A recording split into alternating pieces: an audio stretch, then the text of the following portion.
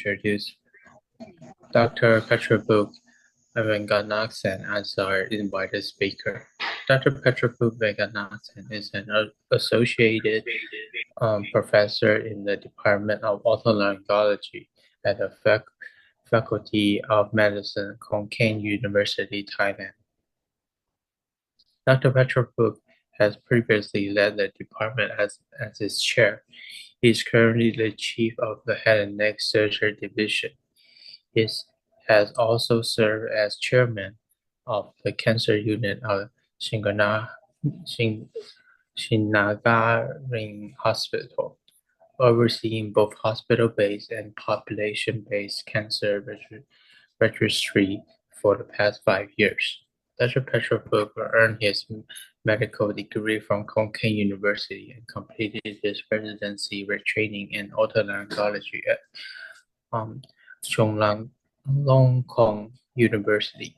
He holds a Master of Science in Cancer Epidemiology from the Harvard School of Public Health. His research focuses on epidemiology of head and neck cancer and carcinogenesis of HPV and EBV-related cancers. In the region of professional leadership, Dr. Patravoot has held several significant positions, including President of the Thai Society of Head and Neck Oncology, President of Asian Society of Head and Neck Oncology. Today, Dr. Patravoot's presenting topic is epidemiology of driving change, preventing and controlling head and neck cancer. Please give me a round of applause to welcome Dr. Patravoot.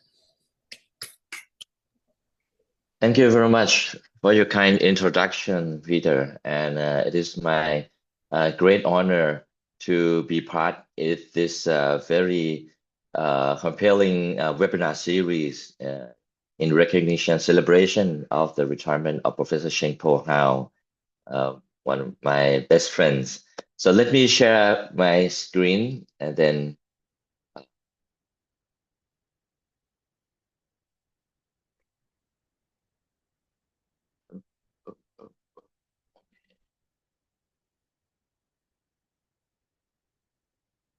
can you see it clearly?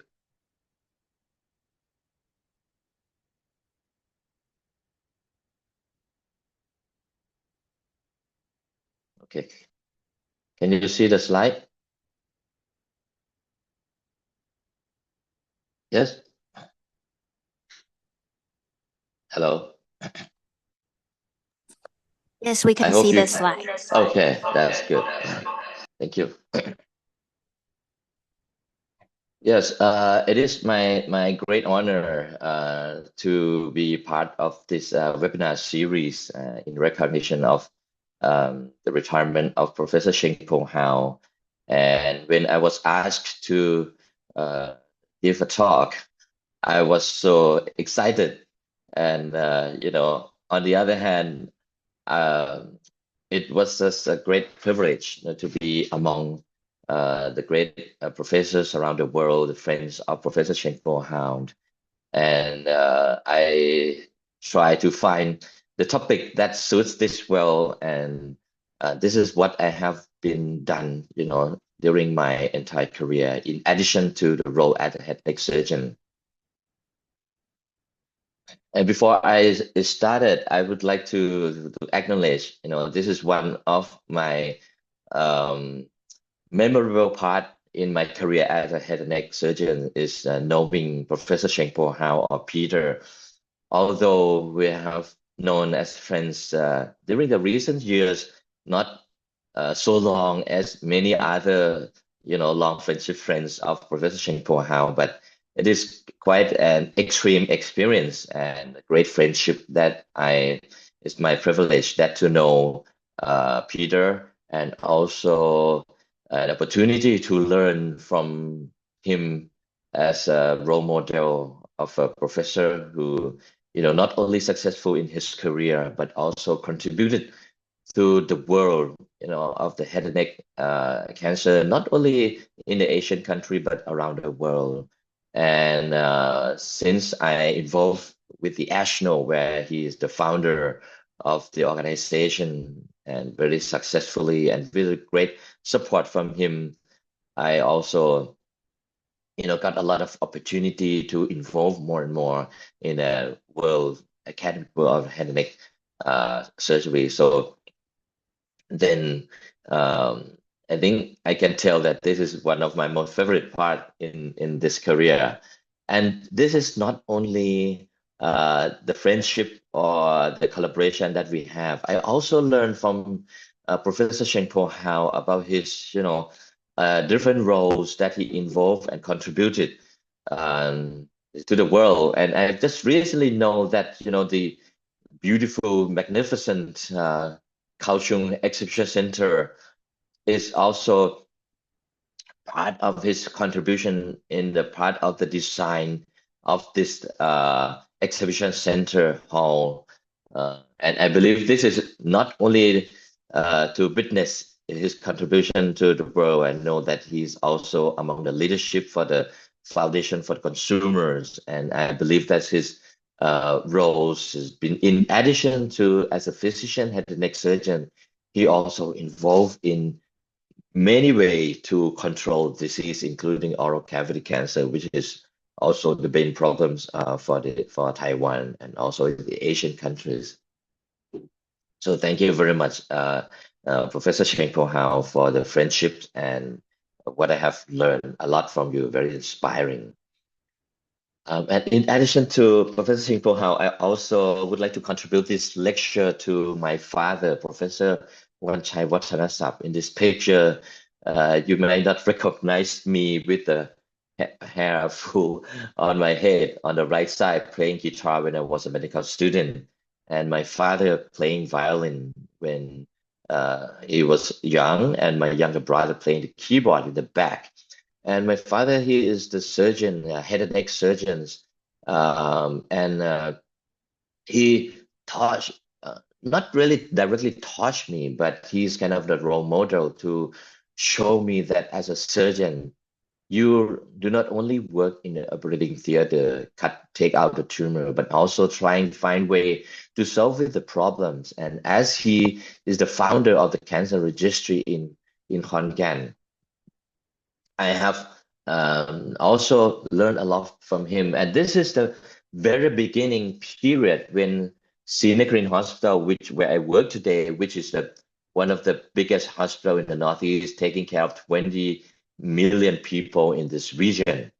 And once, in 1981, it was reported as the hospital with no cancer cases, as you can see in this on the screen.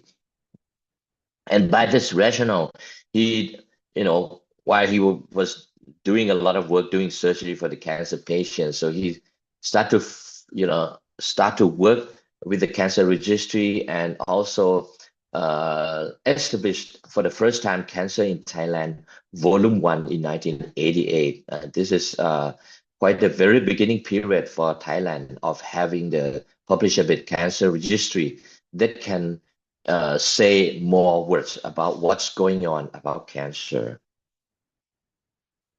So today, the scope of my talk, I just want to, elaborate on how epidemiology can help in making change in the head and neck cancer control. And for me, in addition to being a head and neck surgeon, I in charge for the cancer registry, and also most of my cancer research are involved in epidemiology, and that's the reason why I want to share with you today about how to, epidemiology can make the cancer, be visible, and about why to make it understandable, and how we can control, can prevent, while how the epidemiology can make it actionable. So that would be the three parts that I would share with you today. And before getting started with the head and neck cancer, I want to bring you back to 1854 when there was a cholera pandemic in London. And back then, people thought that it was, distributed as an airborne disease, so-called miasma.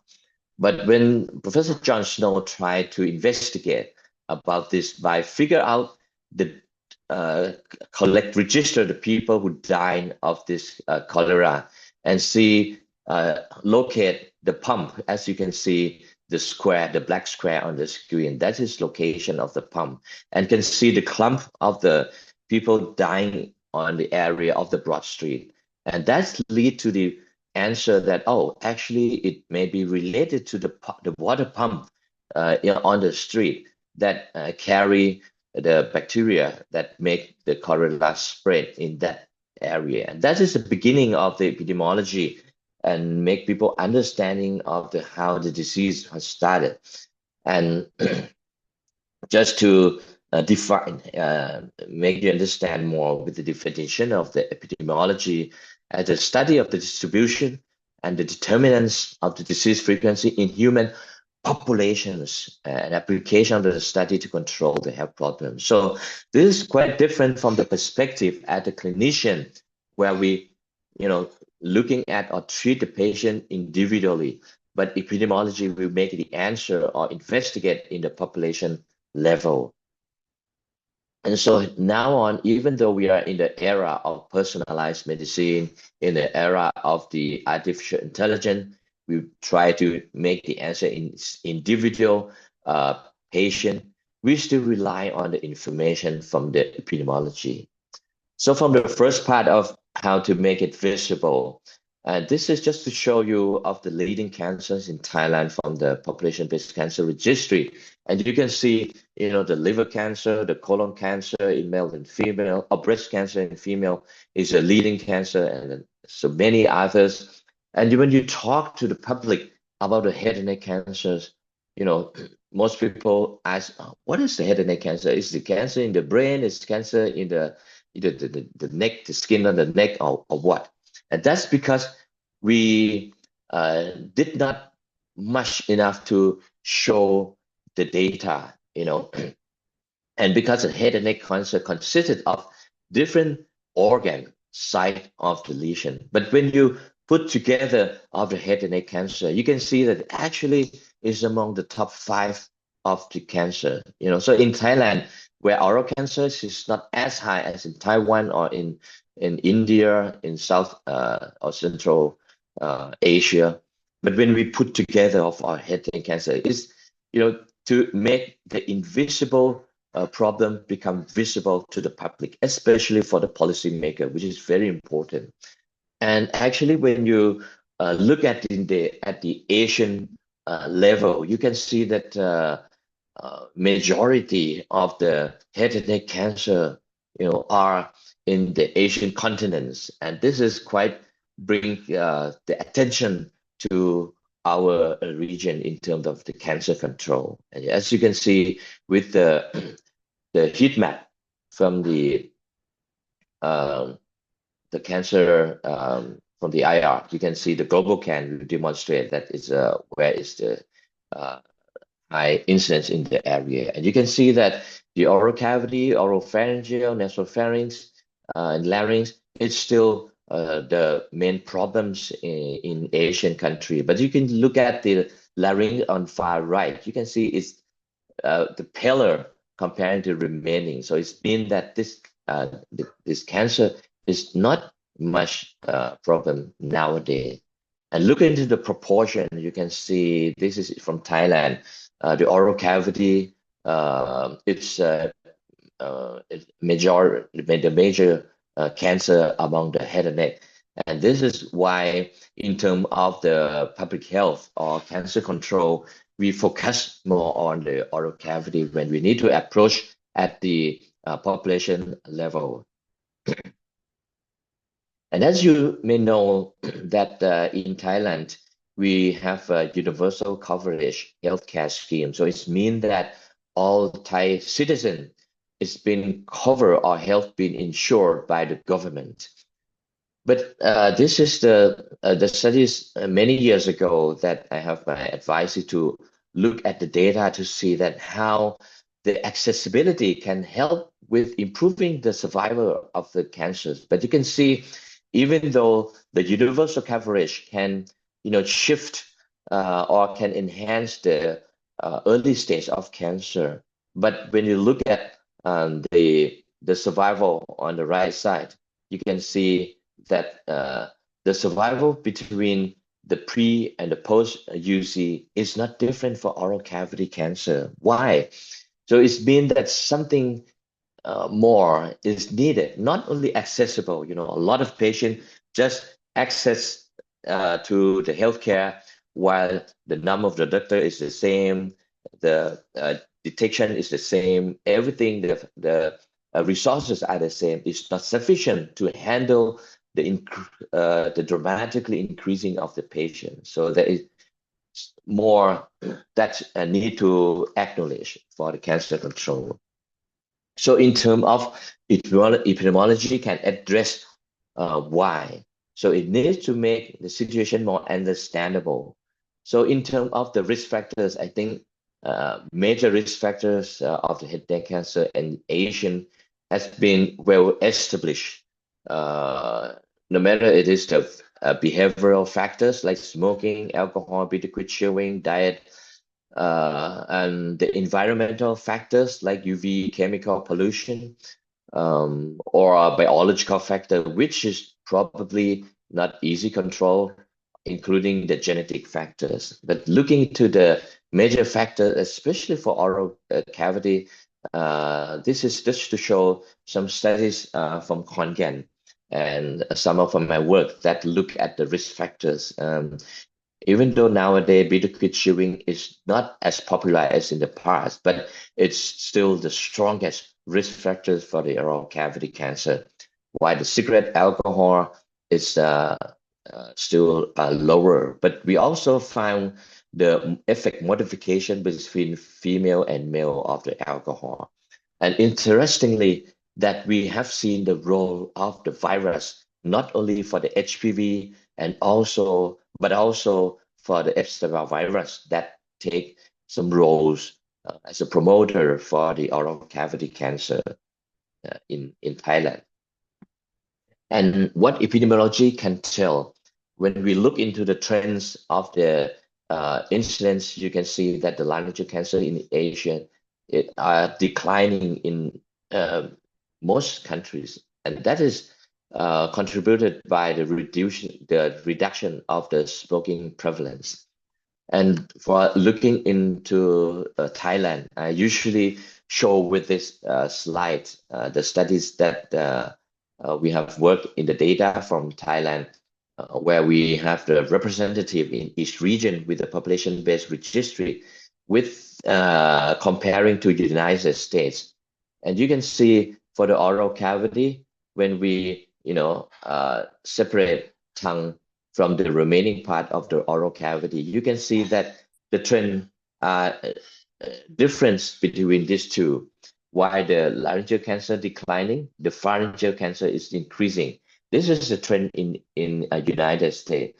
But when you look into into Thailand, there is also some following trends that you can see among the tongue and remaining part of the oral cavity oral cavity, and also some increasing trends in pharyngeal cancer and declining for larynx, but still some part of Thailand that have different features which related to the risk factor. So this is quite important that in each region need to have their own study to look at what is the real factors that may contribute to. For declining of the oral cavity cancer, mainly contributed by the smoking and bitter chewing, as the laryngeal cancer, and increasing trend of pharyngeal cancer, and as many are part of the world is contributed by the HPV. But there is still the question that we need to look at. I'm sorry, the tongue cancer, that what contributed to the increasing trends, and why this is quite a beautiful way to demonstrate, the change of the smoking prevalence around the world. You can see the fading colors, that very successful campaigning for quitting smoking, and same as but still the alcohol consumption it's still the problem. But when you look at the big picture, comparing to the previous decades, it looks like that is declining, but still, and when you compare, and this is a study that we look into the data between Taiwan and Thailand, where we have something in similar but something in different. You can see it's not that clear change in the incidence, but there is a trend toward declining of the oral cavity cancers in Thailand in almost all cohort, especially in old age, and that's because bitter quid chewing is about 2% in the population, while female is more than female. But when comparing to the Taiwan, you can see increasing trends in the former decades.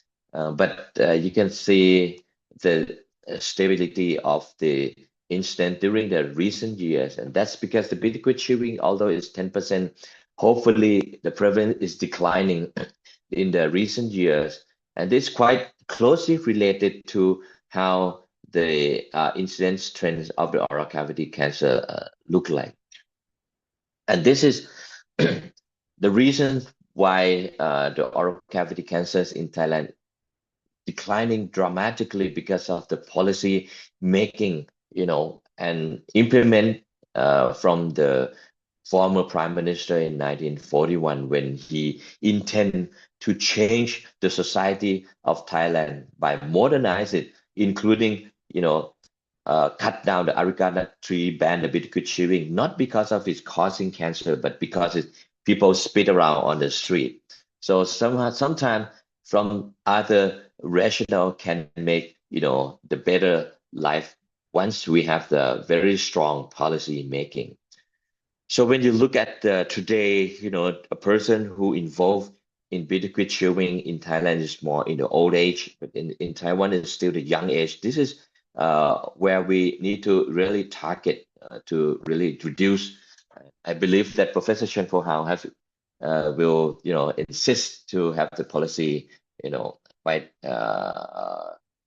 implemented. So there's still emerging risk factors in head and neck cancer like HPV, EBV, and also the PM 2.5, including the e-cigarette.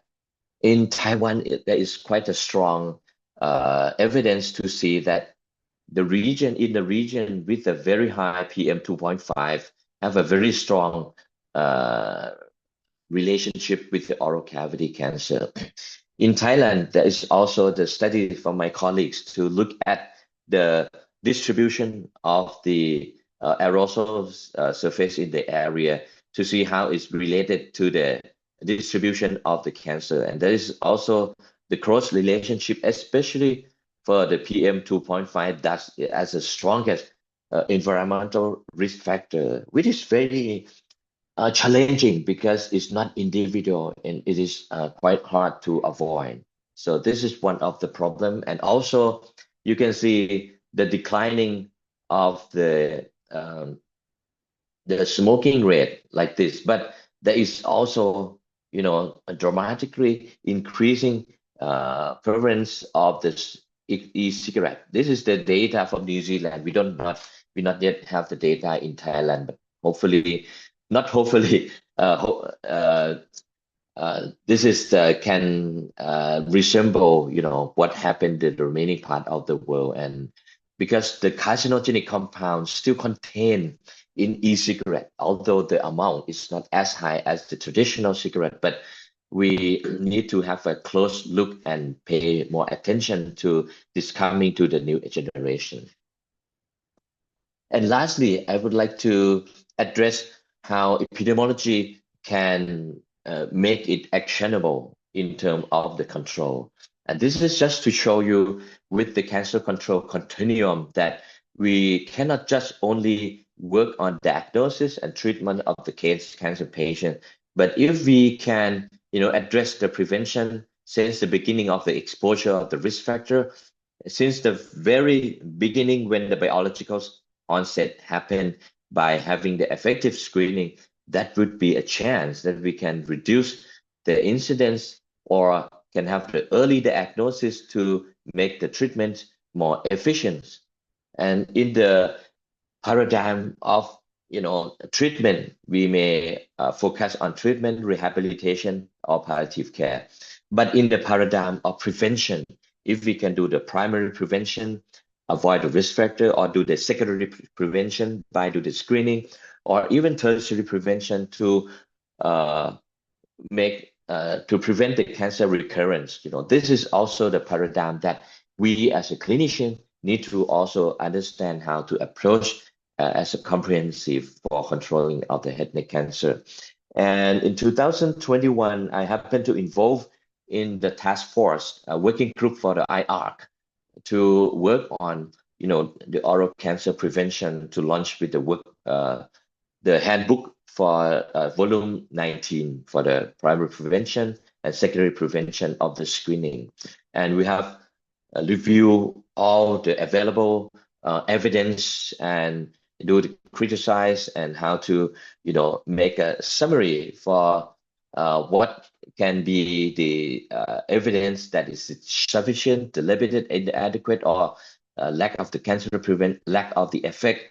And we have found that the smoke, tobacco, areca nut, and alcohol beverage, it's sufficient evidence to confirm as the risk factors. And also the prevention is quite challenging in terms of epidemiology study to demonstrate as a sufficient evidence in controlling, although we know that it's a risk factor, but still in terms of implemented in adults, it is quite confirmed by the evidence that it is help in reduce the mortality and the incidence of the cancer.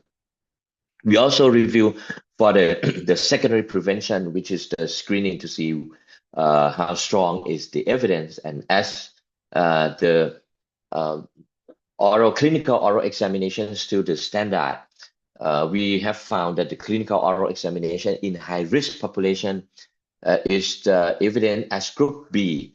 So if we can approach by finding the high-risk population, that will make it efficient in the population level.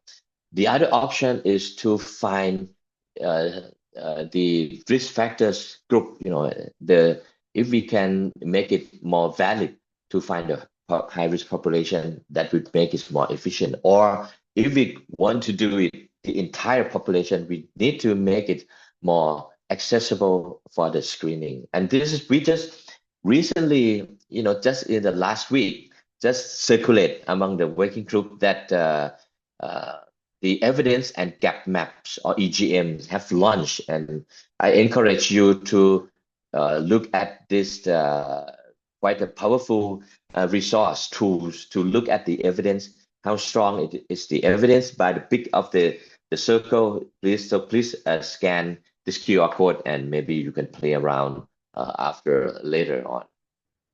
So again, not only by the knowledge, or we know with the evidence, and we need to do it comprehensively. And it is also important that the people in the community need to cooperate with us. So not only the knowledge, but also the awareness. We cannot just only go in the community, tell them that, okay, this is the way to do screening, please join us.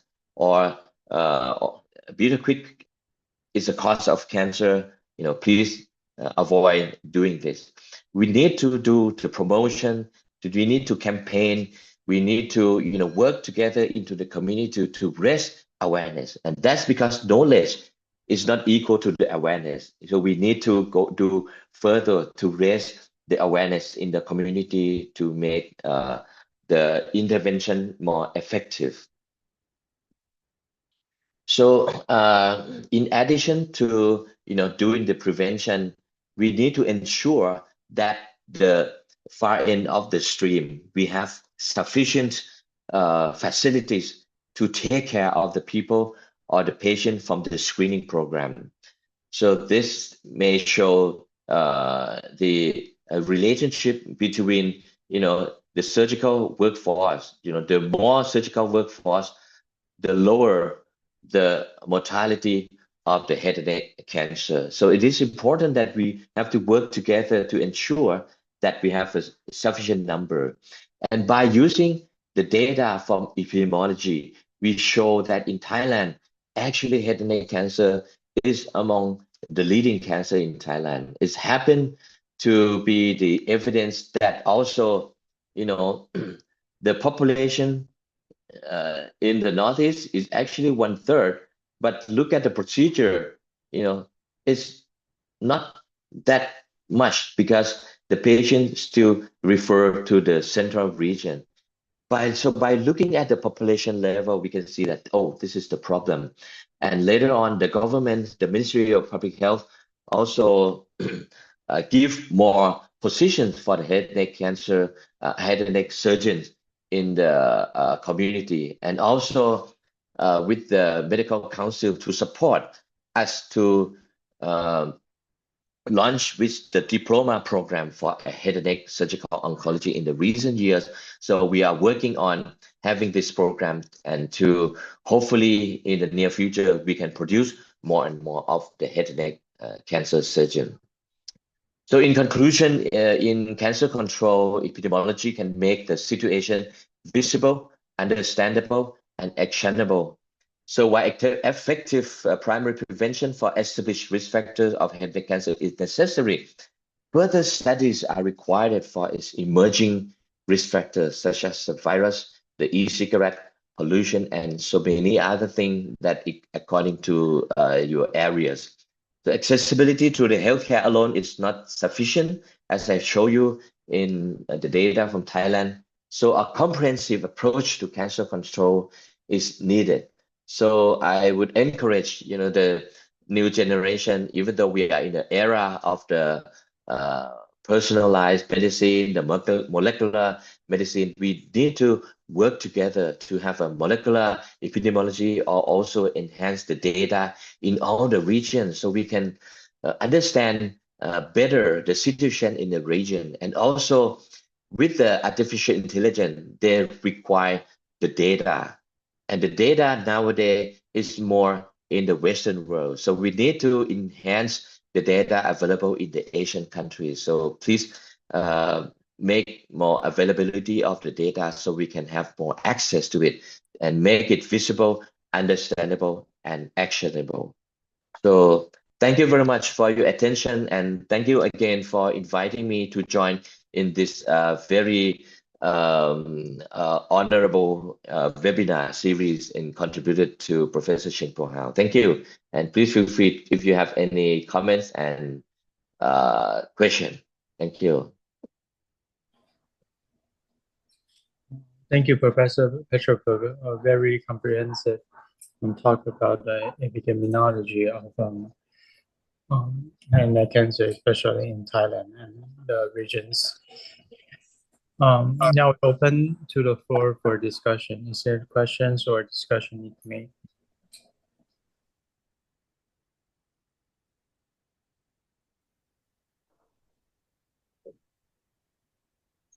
So thank you very much, Professor Patravoot Vatanasapt, for your wonderful lecture. And actually, I am 120% agree with you that as a medical doctor or surgeon, we could cure actually just one by one, every time just cure a single patient. And however, if you could really impact on the policy making or on the on the government policy, and you work on the epidemiology, and then impact the government policy making, and then you might save thousands or even thousands and thousands of people's lives. So that's the power of the epidemiology and study. And certainly, I think you did a great job in the past years. And I have to report to you. I share the same, same goal with you, that try to study on the epidemiology and really understand, and make the oral cavity cancer, especially the bitter nuts issues in Taiwan, as visible, understandable, and actionable. And then in the past, I have established actually the Taiwan 口腔癌防治协会, the anti-oral cavity cancer association in Taiwan, and what is just try to make the bitter nuts issue visible, and actually do the primary and secondary prevention. And then I also established the Taiwan Head&Neck Society, so that that's to raise the standard of care, to educate the surgeons, especially the head and neck surgeons, and then and to increase the head and neck surgeon number in this country, and so that we have enough manpower to control the disease. And here comes to the last stage. This year, at the end of this year, finally, after 20, 30 years of working, and our government finally announced that they're going to have the first ever bitter nuts oral cavity bitter nuts policy, bitter nuts law. The management and control of the bitter nuts law, which would be announced in I think in 1 or 2 weeks. They announced that the law has to be out before the end of 2024. So it will be something really a big issues for head and neck surgeons as well as for the public health people, and then and also for it's a big issue for Taiwan, as 10% of the learn from your slides, actually in Taiwan around 10% of the cancer deaths were actually from oral cavity cancer, which is really a great impact to our society and to our country, and we must do something for our country, and not only by as a surgeon, just each time you cure one patient, help one patient or one family, but instead now we could actually help thousands and thousands of people by having the anti-cancer control anti-bitter nuts or law, and try to control and manage the bitter nut issues in Taiwan. So I think we are right at the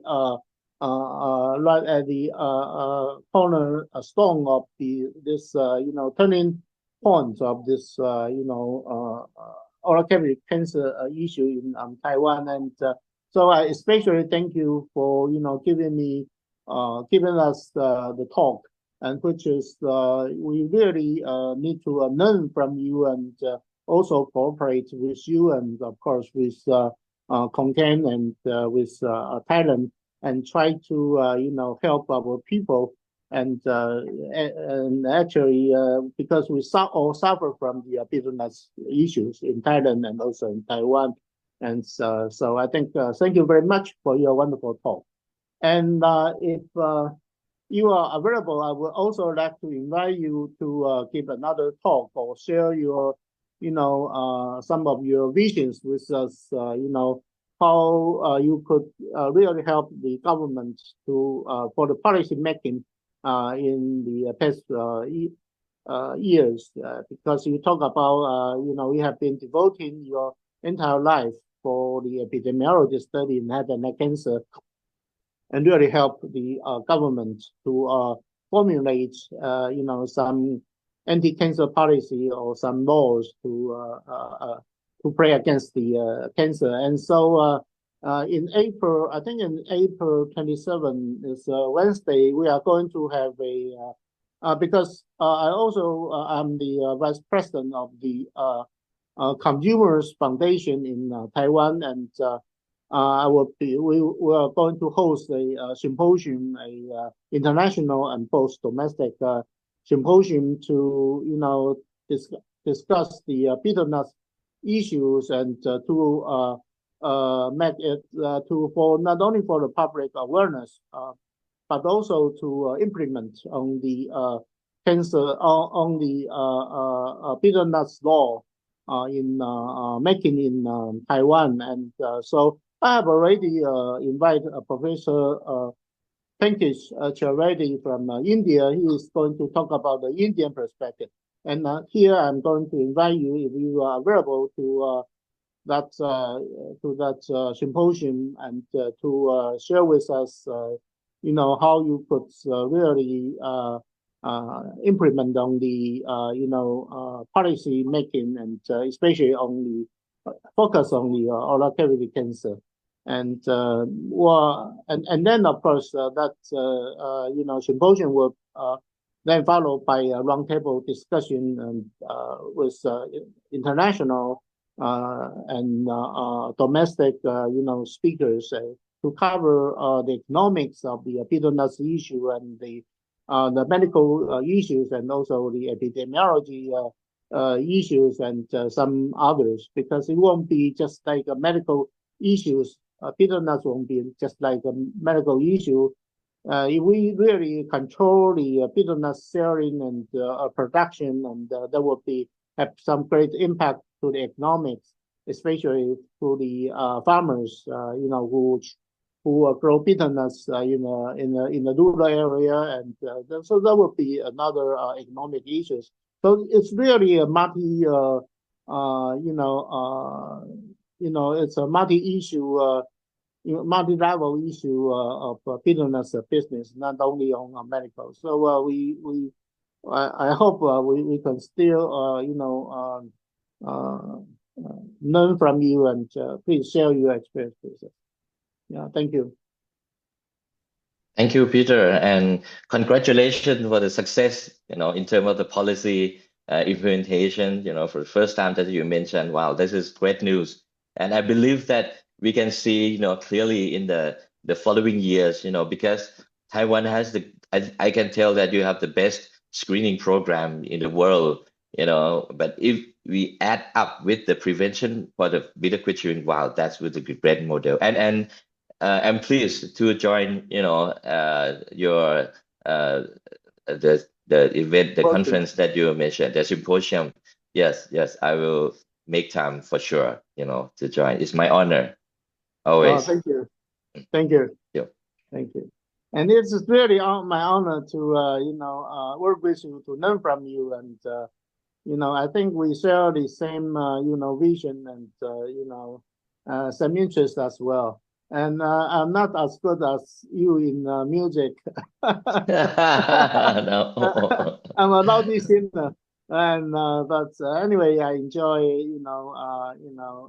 the music with you, and hopefully there are some in the following years there are some more chances for us to share together, to play together. Sure. No matter whenever you sing, I will play. All right. And thank you again, also for I can speak for the young generation, for the opportunities that you always, bring to them.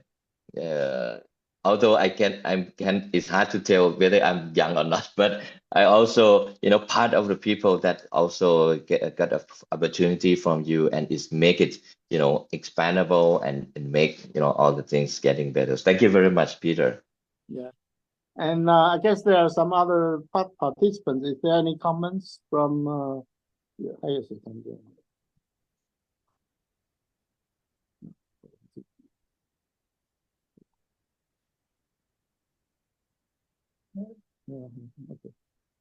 All right. So thank you, Patravoot, for your wonderful talk. And then that will be the last. You are the last three in this retirement education webinar, and we are going to have another two. One will be December 17 from Dr. Lin Lehman. He is the Miles lecturer back to 2022. And so he is going to share with us the quality of care in head and neck surgical oncology. And the last one will be Professor Huang Kim. And I saw him this morning, and so I guess he has some other business, so he left early. However, he's going to talk about the voice problem related to thyroid surgery. So thank you again for all the participants for joining us today, and special thanks to Patravoot, for your wonderful lecture. And I think, if I could, please say hello to Sherry. And you need to go home and have a nice sleep. All right, sure. and thank you. And thank you for taking your time, especially take a long train, a really long train from Bangkok to Cochrane just to be here with us. So thank you so much. Yeah. My pleasure. Thank you. Have a good day, everyone. สวัสดีครับ Yeah. Bye bye. Thank you. Bye bye.